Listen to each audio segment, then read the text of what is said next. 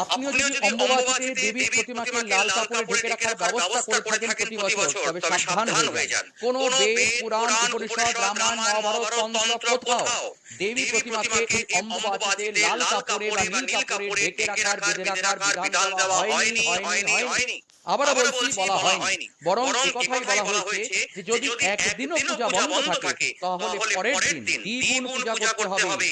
আর যদি ৩ রাত্রি পূজা না হয় তাহলে যতক্ষণ পর্যন্ত সেই প্রতিমাকে পুনঃসংস্কার বা পুনঃপ্রতিষ্ঠা না করা হচ্ছে ততদিন পর্যন্ত সেই প্রতিমায় পূজা অর্থহীন হয়। কারণ ৩ রাত্রি পূজা বন্ধ থাকলে সেই প্রতিমায় করা প্রাণ প্রতিষ্ঠা ইত্যাদি সমস্ত সংস্কার বিলুপ্ত হয়ে যায়। তাই পুনরায় বিশেষ পূজা, অভিষেক ও যজ্ঞাদি কর্ম করে তবেই তাকে পুজো করা যাবে। এটা আমার কথা নয়, এটা মহাকপিল পঞ্চরাত্রের বচন।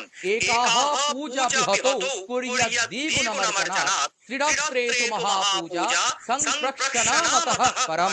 তাই অযথা দেবীকে লাল কাপড়ে ঢেকে রেখে পাপ করবেন না।